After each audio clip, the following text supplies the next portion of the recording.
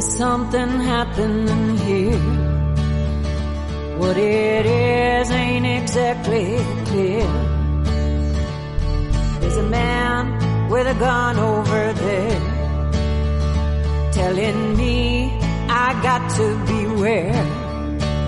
I think it's time we stop, children. What's that sound? Everybody look what's going down.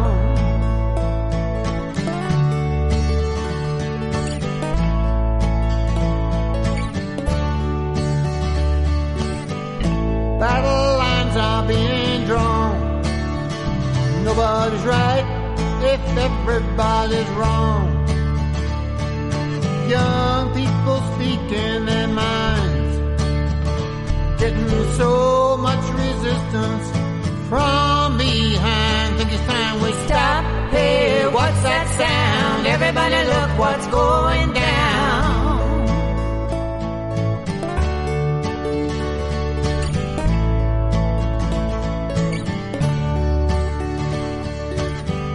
What a field day for the heat.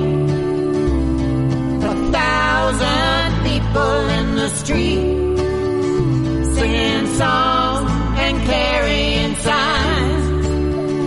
Mostly say, hooray for our side. Think it's time we stop. Hey, what's that sound? Everybody look what's going down.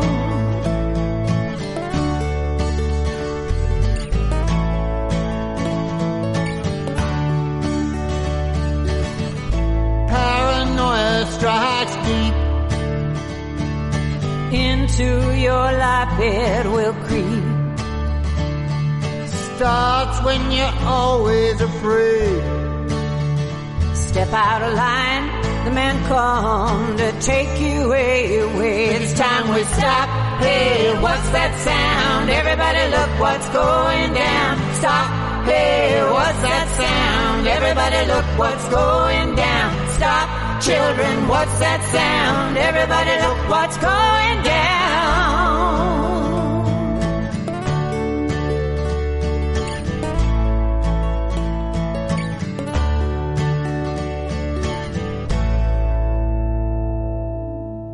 The song was associated with the Vietnam anti-war movement in 1966.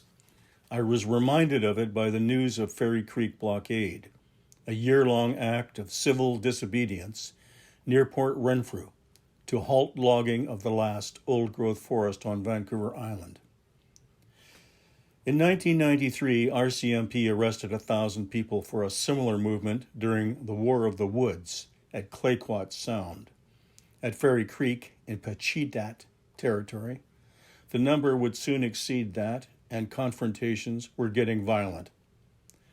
What was happening wasn't really clear to me, and some of the opinions I heard bothered me. The protesters have nothing better to do, one fellow told me. The First Nations people don't want them there, said another. They leave garbage in the bush. Were they right, or were they expressing what is called confirmation bias? That's the rejection of information that doesn't support one's prior beliefs. Notable examples are Joe Biden stole the U.S. election. The earth is flat. No proof needed. No long-distance sailing experience required.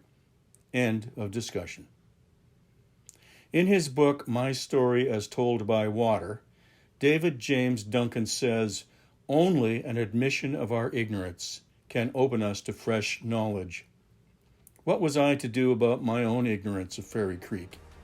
In July, I decided the only way to find out what was true was to go there.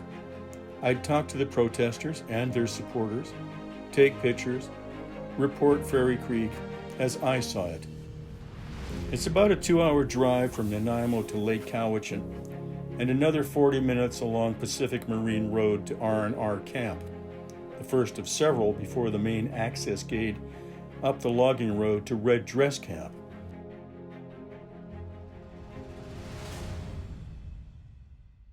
A camp established in honor of missing and murdered girls and women. At Lake Cowichan, I almost missed the turnoff down Pacific Marine Road. At a gas station, I asked two RCMP officers wearing police liaison t-shirts for directions. "I'm with media," I said. One pointed me in the wrong direction and said, "Have fun."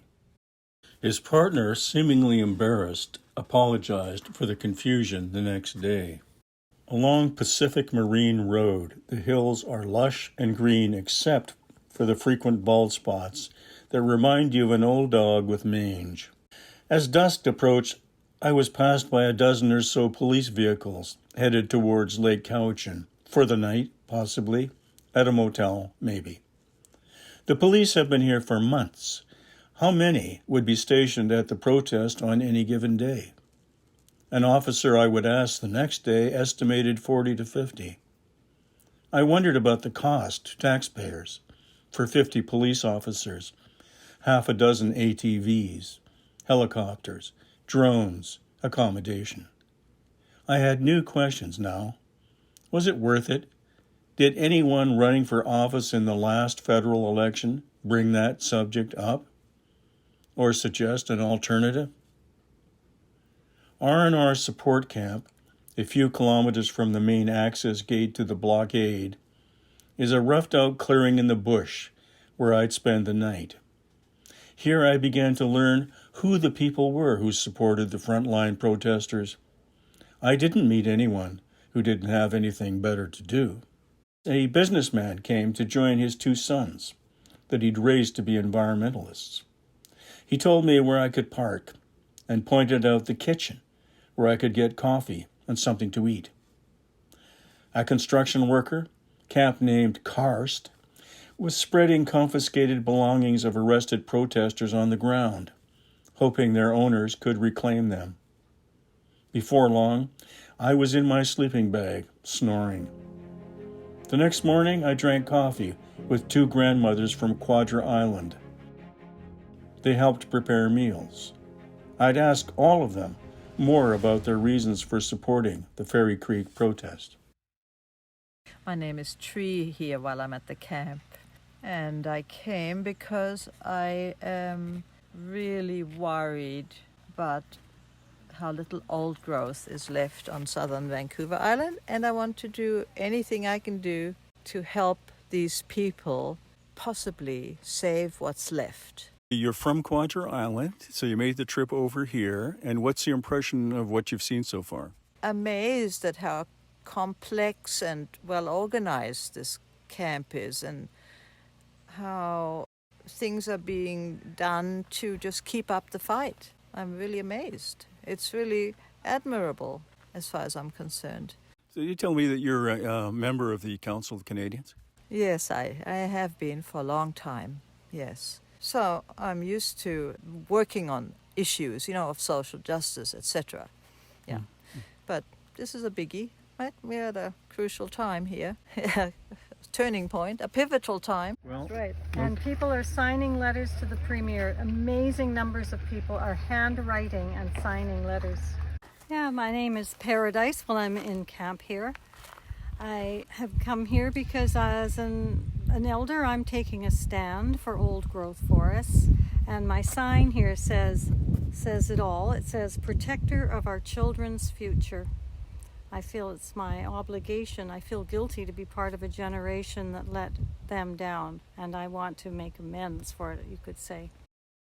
You mentioned, Tree, something about you were impressed with the social atmosphere of this place. Can you tell me what you meant by that? It seems people have seemed very friendly. Then some people seem very organized in a friendly way. And then they contradict each other in a friendly way. It just seems to be a loose kind of a community that actually functions. And everybody seems to have a role to play, and they seem to do it without any complaints or anything? I'm as impressed by the society that I'm seeing here as I am with their cause. Burdock has a degree, but it didn't help him find purposeful work. "I wanted to be a part of something important," he said. "Being here, I'm learning that work lifts me up." But really what I realize and have been realizing is that security does not at all come from having a job.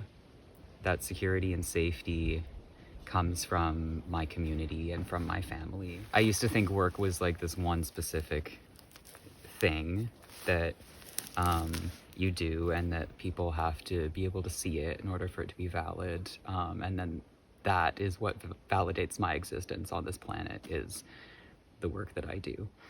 Being here, I'm learning a lot about how work and play are really intertwined, and how like there's so much work that goes on that is not just like the work that the colonial capitalist system calls work. There's the work of community care, there's the work of taking the time to like make tea for someone who's going through a hard time. There's the work of the quiet work of doing the dishes when no one else has time to do the dishes. There's like the quiet work of rest, so that I can better take care of myself and better take care of others. And all of that work seems to be appreciated. Totally, yeah. Marmar's family restaurant struggled through the recession of 2008. And that speaks to a flawed system, a structurally flawed system. And so this movement is nothing new. It's just our elders are getting louder. They're finding their voices. They're tapping into their inner children, remembering what it was like to grow up and be devalued in the face of stuff and money. So we're inherently coming into our own power at whatever age we're at, in whatever generation, and we're connecting to our child, connecting to the art of play, and we're realizing that play and work are the same thing. I am a being of love, and this colonial capitalist system destroyed me over COVID. It took every ounce of power that I had to step back and say, it is the system, it is not me. I am not inherently flawed. I should be allowed to be worthy just breathing this air. I should not have to prove myself to a governing entity that my life is valuable. Every life is already inherently valuable. And I think once people realize that there is privilege within the system was never meant to work for us. We were only meant to work within the system. At 8:30 the next day, I was at the main access gate to the road leading up to the blockade at Red Dress Camp. Several media people have been waiting here for the RCMP to open the gate. Two of them agreed to share their experience on camera. My name's Erin, Erin Shrapnel, and I'm independent. You were told earlier that the media relations officer would be down here to talk to us in half an hour, and it's been 40 minutes or so. Yeah, it's been 40 minutes. We're getting on to an hour pretty soon here. And this seems to happen every day. Media come to the gate, and we're made to wait for seemingly arbitrary reasons. Our time is not respected. We've got deadlines to make. We have to get up there. People are, they often start arrests before we even get there anyways as well, so. Yeah, okay. So this is a significant location today. Do you know what's going to be happening up there? What we'll see? So I believe it's up at the Red Dress Camp. The Red Dress Camp was created by Indigenous people and Indigenous matriarchs. The red dresses signify the missing and murdered Indigenous women, Two-Spirit, and girls across this country.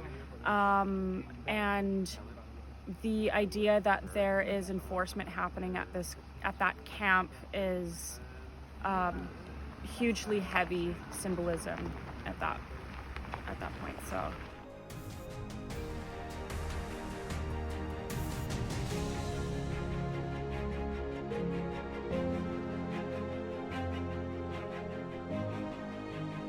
My rights as a journalist have been infringed upon when I've worked for Canadian Press out here.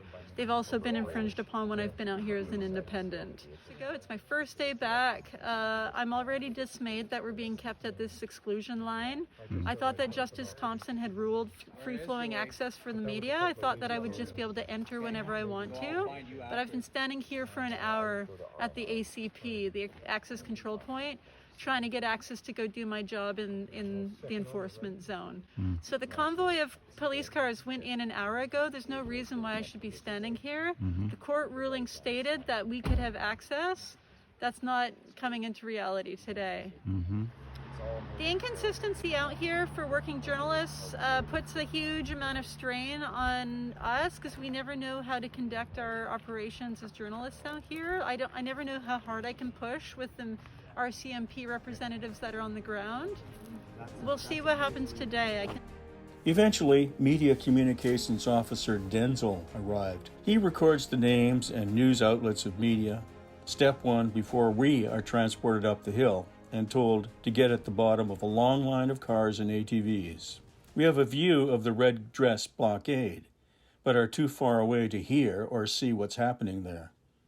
Reporters complain to Denzel, who says he's asked his commander to let us get closer, without success. Reporters argue a judge has said our confinement in the RCMP's, quote, temporary exclusion zone is unlawful. These complaints are flatly dismissed. Media members accompanied by police are restricted by illegal exclusion zones, as stated by Justice Thompson.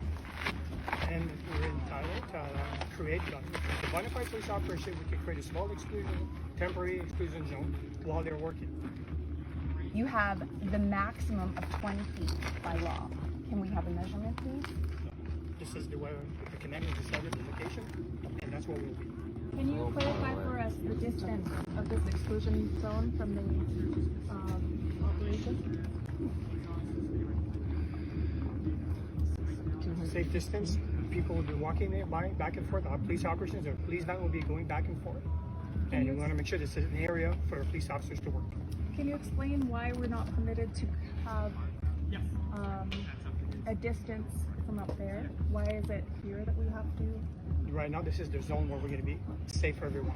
Not to be impeding as well. We can't hear the negotiations. We are being restricted. This is something that we should be capturing. Yeah. There's no safety risk here. There's no machinery. We're talking about police operations or our vans. We're going back and forth. We don't want anybody else in the way when we're doing the arrest. Yeah, we'd like to get off the road. Is there a zone that we can safely listen and document from that's off to the side? Like, what about right over there? Number 4, the police actions have seriously and substantially impacted important liberties within the injunction area, including the ability of individuals to circulate freely, the freedoms of assembly, and most importantly, including the freedom of press. We can move around freely as long as we are not impeding your actions. And now, this is the location we're going to be. But this is a road, so we are able to move around this road safely. We would like to get off of the road so we can safely You can stay document. where he's at, but not too close. Can I go down there? Negotiate a midway point that's off of the road so we're not impeding your actions. Talk to Sergeant Smith. He's really the one who would be able to yeah. We will see the faces of both parties.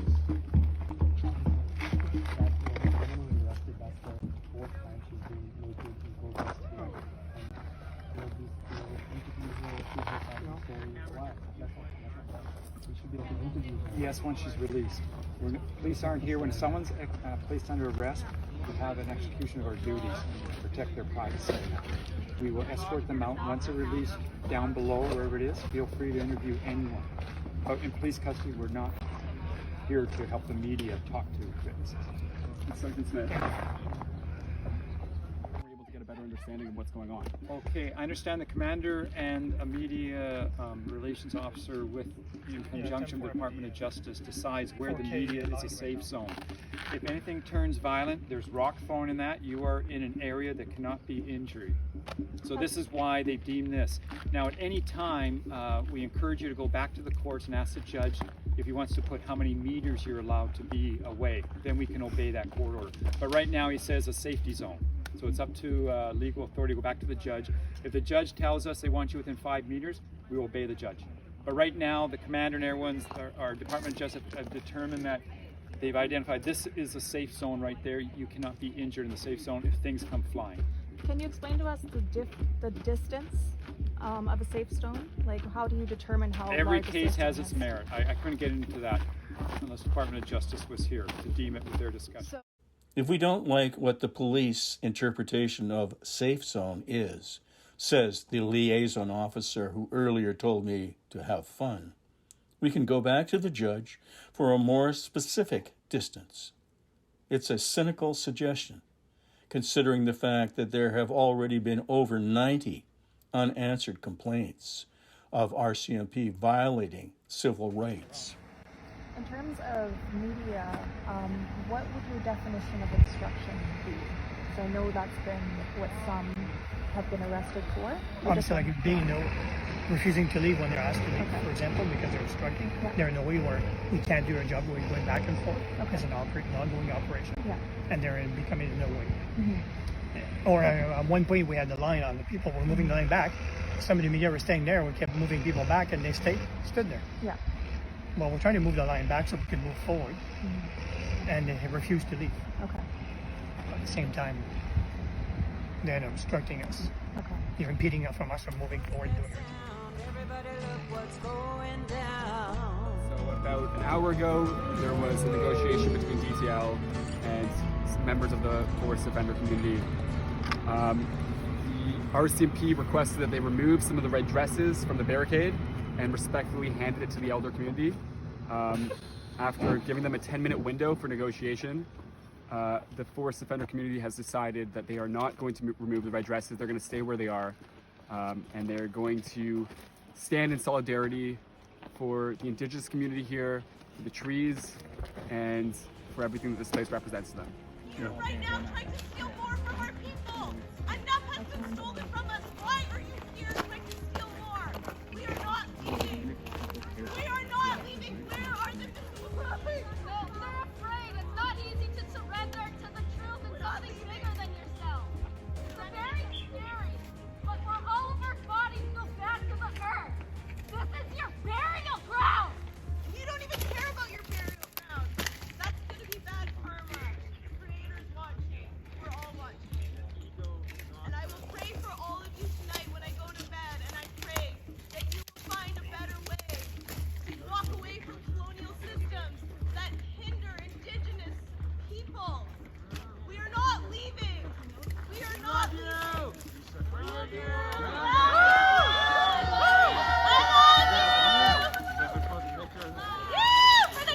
Well, it looks like a couple of people have been arrested here. For the children!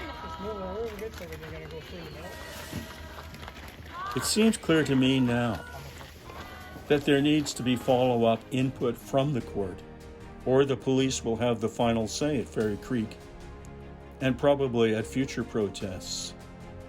Much later, while listening to a Canada Land podcast, I will hear Judge Wally Opal say, the problem is a broken police complaint system. It's absolutely wrong, says Opal, for a national police force in the 21st century, not being amenable to independent civilian authority to examine their conduct.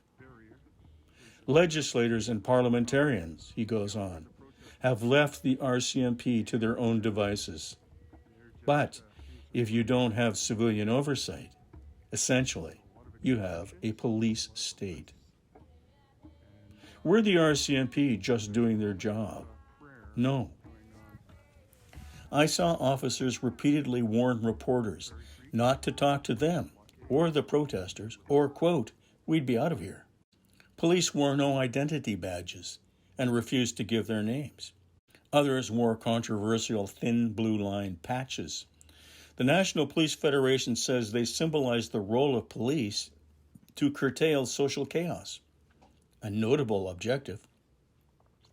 But critics say the patches represent an us-against-them mindset that seems to include the press, who are continually threatened here. You can document that, but when you're shouting and commenting, I'm allowed to ask them to let us know if they're. We witnessed you being disrespected. We witnessed that. We have it recorded. We have it recorded how you're being treated. 5 inches from our legs and hands and ripping people's arms, bending them backwards, pulling fingers back. In one occasion, I was standing next to a young Indigenous woman praying, albeit loudly, to her creator. She was behind a police tape, but a senior officer ordered that one in the green taken down the hill. Congratulations. Thank you for being here. Thank you for being here. Do your work past the borders, past the exclusion signs. I see you. Jim, escort her past the vehicles to the bottom of the hill. This one right here in the green. For talking to Creator. For talking to Creator, you're asking me to be escorted. Don't Take worry. her down to the vehicle. Pass.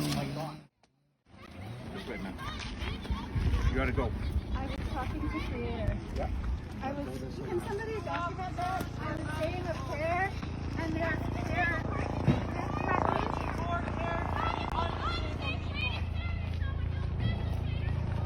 He'd do the same with a young reporter I'd been talking to later.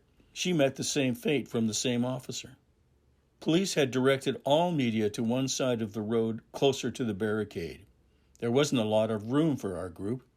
This reporter had moved a bit above me. She wasn't obstructing police, but he ordered her taken down the hill too. She wasn't doing anything wrong, I said, then added, I'm going with her.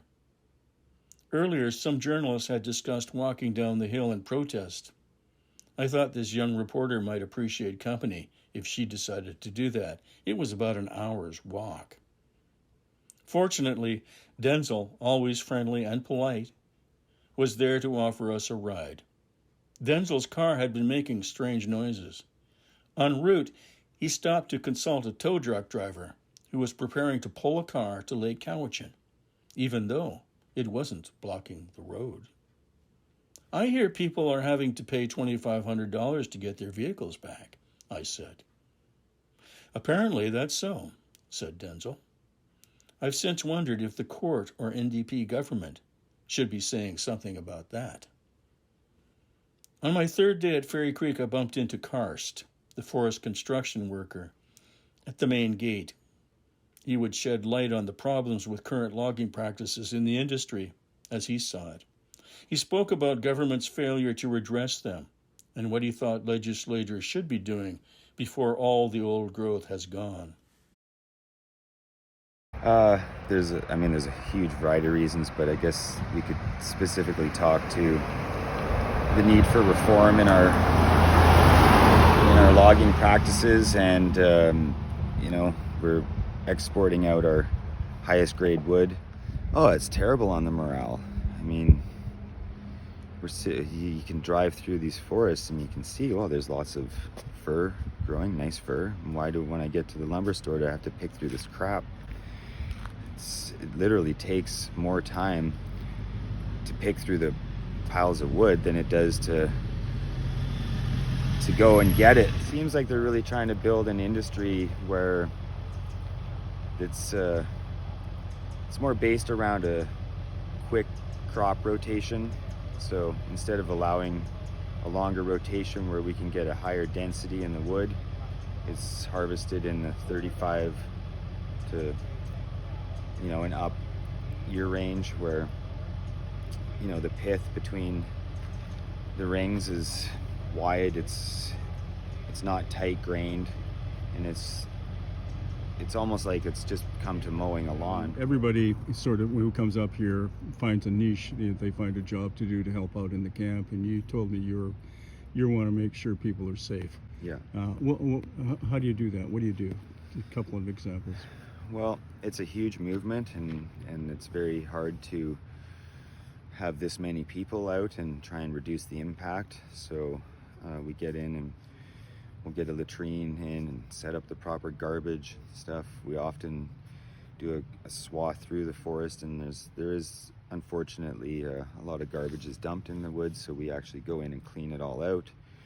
We try and get everything where many hands are working to keep the areas safe and clean. We want safety from potentially aggressive loggers coming in. We want safety for health standards. We don't want to have a large impact on the place, because we're here to actually save the forest and not destroy it. So, there's a lot of people come out here and they don't really have the campcraft experience, and they're eager to really help, but sometimes you have to slow that. You'd be like, hey, be the voice of reason, and be like, listen, we don't need a big giant encampment here where people can just trying to keep it as minimal as possible. Thank you very much. Appreciate it. Some reporters have spent weeks at Fairy Creek and submitted comprehensive reports. Mine was to answer the personal questions I had about the protesters and their supporters, to determine if the assumptions I had heard from others were accurate or just confirmation bias in need of a little first-hand experience. I also wanted to see if the police were just doing their job when it came to their behavior with media.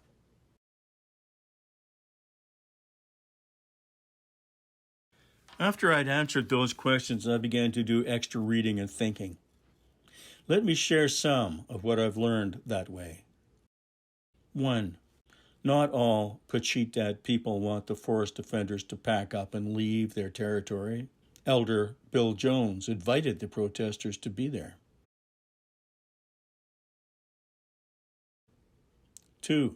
Premier John Horgan admits that fact when he says the Pacheedaht want the protesters to leave. Half-truths fuel negative confirmation bias. They divide and alienate people. They muddy the issues. 3. What issues?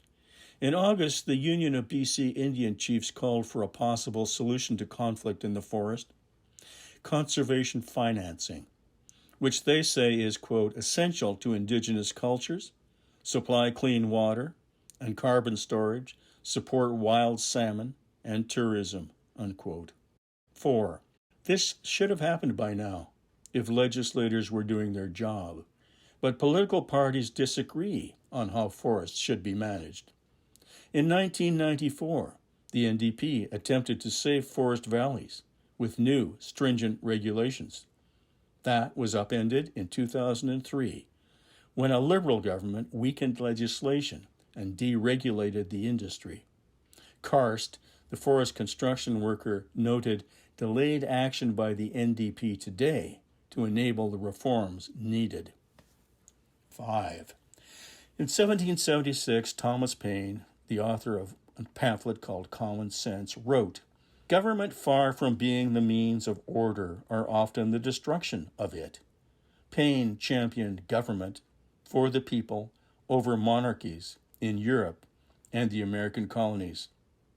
We've come a long way from real representative government since then, and much deeper into a colonial system that promotes and protects corporations. 6. To reduce tension and future standoffs in the bush, and there will be more, any reforms in the forest industry will have to embrace the spiritual significance of old trees and their importance to all life on our planet. Duncan says this transformation by corporations is the greatest challenge to government as we move forward. 7. It is clear that some BC politicians understand this and accept it as truth. Green Party leader Sonia Furstenau told me recently, quote, "We need to start with a new Forest Range and Protection Act, originating from today's understanding of forest ecosystems and climate change, and how we value forests for more than just timber. The future has to be led by Indigenous people and encourage Indigenous knowledge about land use and forests. It can't be politicized," unquote. Judge Thompson has refused to extend an injunction that was granted to prevent protesters from impeding logging operations at Fairy Creek on Vancouver Island, noting that actions of the RCMP threaten the reputation of the court. He described the protesters as, quote, good citizens in the important sense that they care intensely about the common good, unquote, exhibiting, quote, disciplined and patient adherence to standards of nonviolent disobedience, with only the occasional lapses from that standard, unquote. I agree. That's what I saw. I liked all of the people I met immediately at Fairy Creek. Canada needs more of them. 9. But in a quick turn of events, an appeals court judge reinstated the injunction, Quote, in a situation where criminal law has not been effective, it is in the interest of justice to grant this stay to prevent serious prejudice to Teal Jones, said Stromberg Stein. That ruling puts the ball clearly back in the BC government's court, where it belonged in the first place. Is it old-growth forests or business as usual? 10. So, when will the protesters go home? First and Oath said, quote, the protesters are doing what John Horgan said he'd do, protect old growth, until he holds himself to that promise. They're not going anywhere, unquote. Stop, people. What's that sound? Everybody look what's going down. This is Jack Emberly.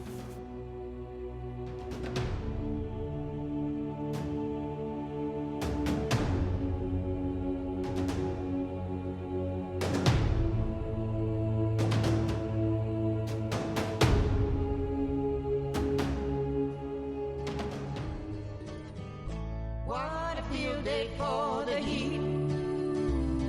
1,000 people in the street, singing songs and carrying signs.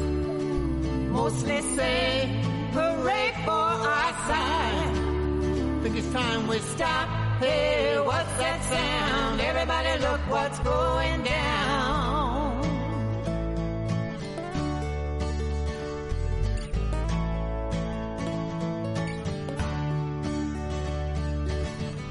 Paranoia strikes deep into your life, it will creep. Starts when you're always afraid. Step out of line, the man come to take you away. It's time we stop. Hey, what's that sound? Everybody look what's going down. Stop. Hey, what's that sound? Everybody look what's going down. Stop. Children, what's that sound? Everybody look what's going down.